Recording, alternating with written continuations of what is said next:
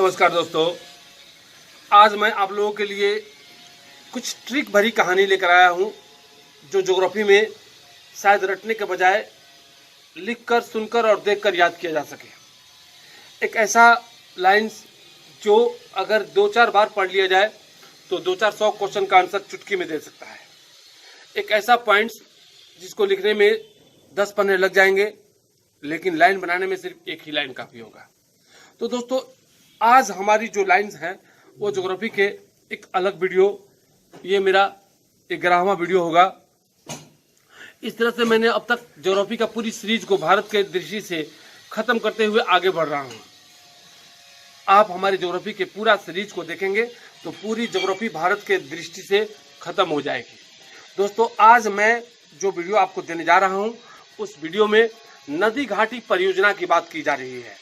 अब समझिएगा, नदी घाटी परियोजना क्या है, या नदी घाटी बहुउद्देशीय परियोजना क्या है, या नदी घाटी परियोजना की आवश्यकता क्यों पड़ी। दोस्तों, पहले हम लोग प्राकृतिक से लड़ा करते थे। अचानक बाढ़ आती थी और माल जान की क्षति होती थी, और इस क्षतिपूर्ति को हम लोग बेबस होकर देखते रहते थे। दोस्तों, बुद्धिजीवी वर्ग इस पर बहुत सारी कल्पनाओं के द्वारा बांध और परियोजना बनाना चालू किए।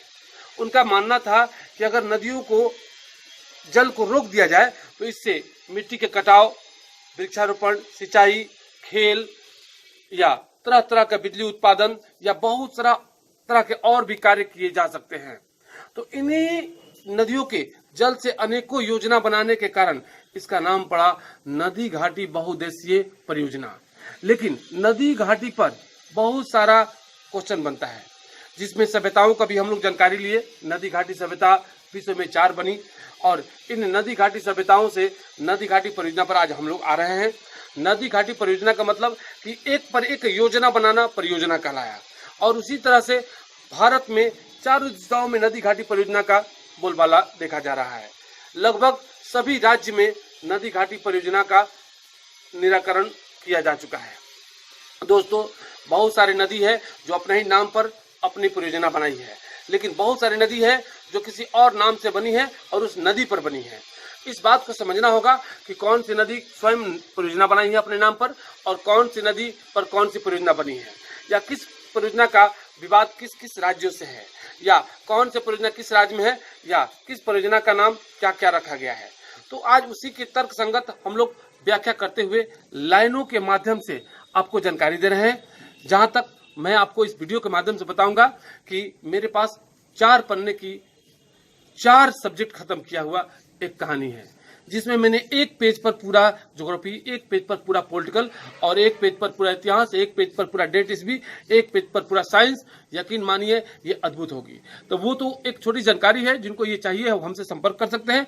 लेकिन आते हैं देर न करते हुए नदी घाटी परियोजना पर, और लाइन को देखा जाए। लाइन को समझिएगा तो ही समझ में आएगा, वरना ये कुछ फायदा नहीं देगा। क्योंकि कहा जाता है पासवर्ड और ट्रिक ये उन्हीं के लिए होते हैं जो समझा सकते हैं, जो समझ सकते हैं, वरना ये निराधार और बेकार है। तो समय को बचाते हुए आते हैं। देखिए, पहले मैं लाइन को रिपीट कर रहा हूं कि ब्यास के भाखड़ा सतलज नदी में पहरा लगाकर जम्मू के सलाल दुल्हा को चुना। लाइन को रिपीट कर ले रहे हैं। ब्यास के भाखड़ा यानी ब्यास परियोजना ब्यास नदी पर। देखिए, ये हम जब यहाँ दे दिए तो समझ जाइए एरो नीचे गिर रहा है, इस पर परियोजना बनाई गई है। और ब्यास परियोजना किस नदी पर? ब्यास नदी पर। ये एरो संकेत कर रहा है कि ये ब्यास नदी पर बनाया गया ब्यास परियोजना है। अब देखिए, भाखड़ा नांगल बांध ये किस नदी पर बनाया गया है? सतलज नदी पर। चूंकि इसके पहले हम सिंधु नदी के बहुत सारी चर्चाओं में इसका चर्चा कर चुके हैं कि भाखड़ा नांगल बांध यह परियोजना किस नदी पर बनाई गई है? सतलज। सिंधु की एकमात्र सहायक नदी जो भारत से उद्गम नहीं होती है, तिब्बत से होती है। तो सतलज नदी का विवाद 4 राज्यों से, हिमाचल प्रदेश, पंजाब, हरियाणा और राजस्थान, यानी हिमाचल प्रदेश, पंजाब, हरियाणा और राजस्थान, ये भाखड़ा नांगल परियोजना इन राज्यों के साथ जल का विवाद और यह जल का सुविधा उपलब्ध कराती है। तो सीधा आ गया सतलज नदी पर कौन सा परियोजना बनाया गया? भाखड़ा नांगल बांध। ये भाखड़ा नांगल बांध कितने राज्यों को लाभान्वित करता है? तो 4 राज्यों का। अब देखिए, यहाँ आते हैं जम्मू कश्मीर। जम्मू कश्मीर का जीवन रेखा झेलम नदी है, जिस पर तुलबुल परियोजना और भी बहुत सारे जो परियोजना बनाई गई है। लेकिन तुलबुल के साथ ही जो है ना सलाल परियोजना और दुलहस्ती परियोजना जम्मू कश्मीर में बनाई गई है और चुना गया यानी चिनाब नदी। सीधा क्वेश्चन आ गया यहाँ पर, लाइन को यहाँ से पकड़ लीजिए तोड़कर कि जम्मू कश्मीर के सलाल दुल्हा को चुना गया। यानी जम्मू कश्मीर में कौन कौन सी परियोजना बनाई गई? सलाल परियोजना, दुलहस्ती परियोजना, किस नदी पर? चिनाब नदी पर। यही चुना गया, इसका अर्थ निकला। तो इसका अर्थ यहाँ से सीधा निकल गया सर कि ब्यास परियोजना ब्यास नदी पर, भाखड़ा नांगल परियोजना सतलज नदी पर, और यह पंजाब हरियाणा राजस्थान में है। तो जम्मू कश्मीर में परियोजना बनी सलाल परियोजना, दुलहस्ती परियोजना, और ये बना चिनाब नदी पर। यही कहानी यहाँ से निकल गया। एक लाइन पे बहुत सारा कहानी यहाँ से निकला।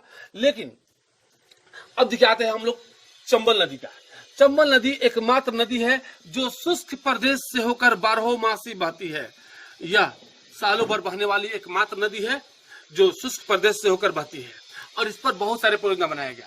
जैसे पहला बनाया गया तावा परियोजना, उसके बाद बनाया गया चंबल के चंपू, यानी 3 गो बांध बनाए गए, यानी चुलिया बांध, म से हो गया मधार बांध, और पू से हो गया पुनासा बांध। ये किस पर बनाया गया है? चंबल नदी पर। तो 3 महापुरुषों के नाम से भी इस पर परियोजना बनाई गई है जो अलग अलग राज्य में है। यानी इसका विवाद राजस्थान, मध्य प्रदेश और उत्तर प्रदेश के क्षेत्रों से मिलता जुलता है। तो इस तरह से राणा प्रताप सागर बांध, गांधी सागर बांध, जवाहर सागर बांध, ये तीनों किस नदी पर बनाया गया है? चंबल नदी पर। चंबल नदी की विशेषता क्या है? 12मासी नदी है, शुष्क प्रदेश से होकर बहती है। और ये जो है ना चंबल के चंपू, तो चुलिया बांध, मधार बांध और पुनासा बांध, और इसी पर एक परियोजना बनाई गई है तावा परियोजना। तो आते हैं यहां से हम लोग चंबल नदी को हटाकर फ्रेश करते हैं जो आपको जानकारी दे दी गई। अब आइए मेरा अगला लाइन को पकड़ लीजिए।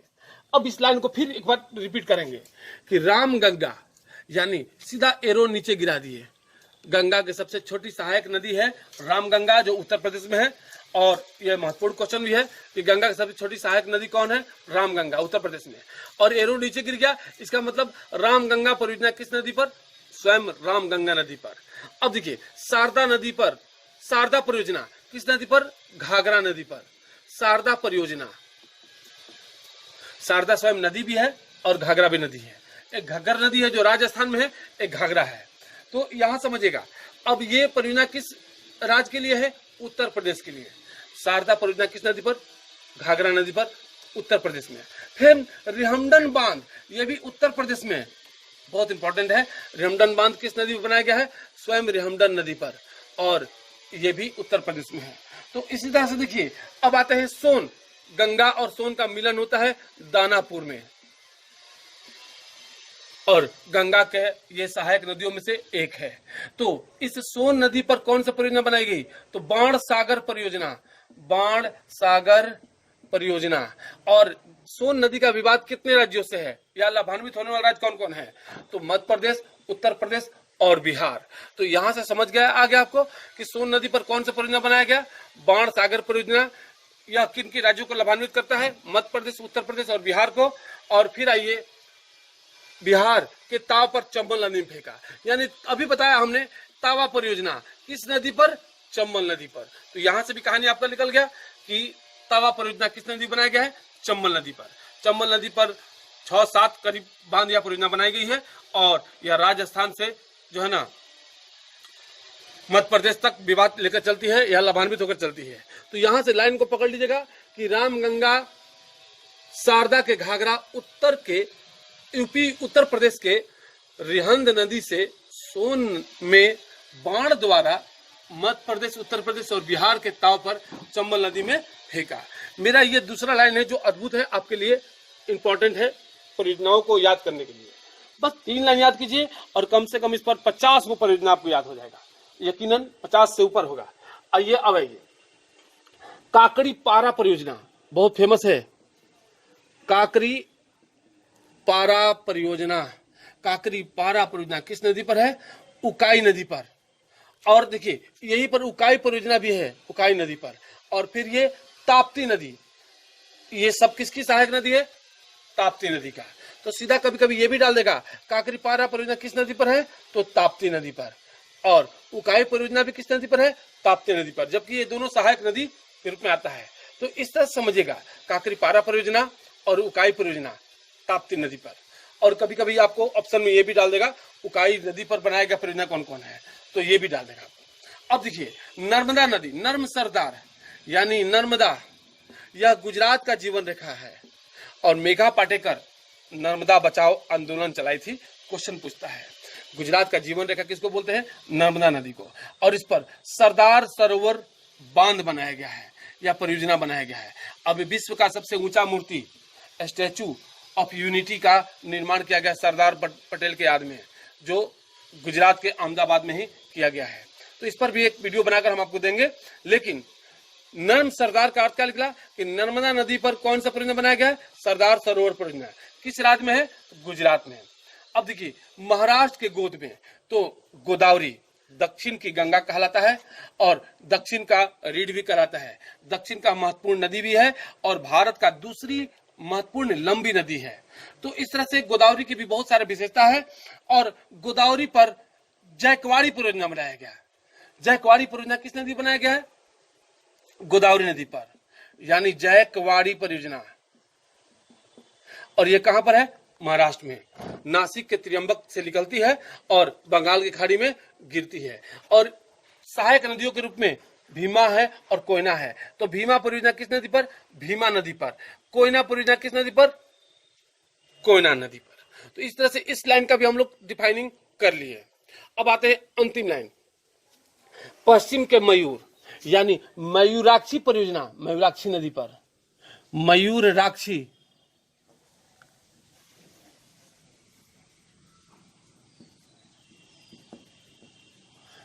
परियोजना किस नदी पर? मयूराक्षी नदी। अब आइए दामोदर नदी परियोजना, दामोदर नदी पर। अब समझिएगा भारत में बनाया जाने वाला पहला जो है परियोजना कौन था? दामोदर नदी 1948 में बनाया गया था। और यह अमेरिका के टेनेसी नदी के रूपरेखा पर तैयार किया गया था। और दामोदर नदी का विवाद है पश्चिम बंगाल और झारखंड से। और इस पर 8 बांध बनाए गए हैं, जिसमें जो है ना मैथान है, पंचेत, बराकर,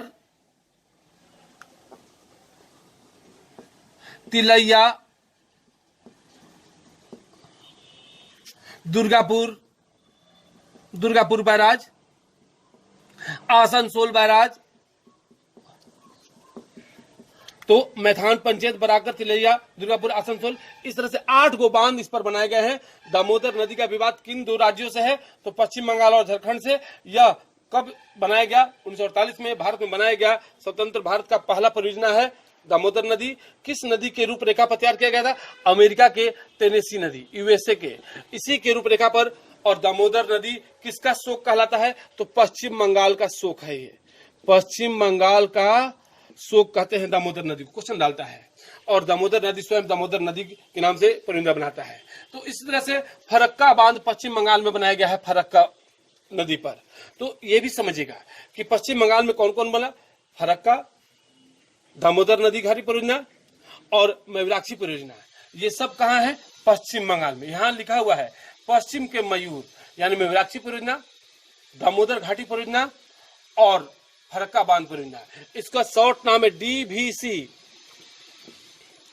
दामोदर वैली कारपोरेशन। इसकी स्थापना 1948 में किस नदी की रूपरेखा पर?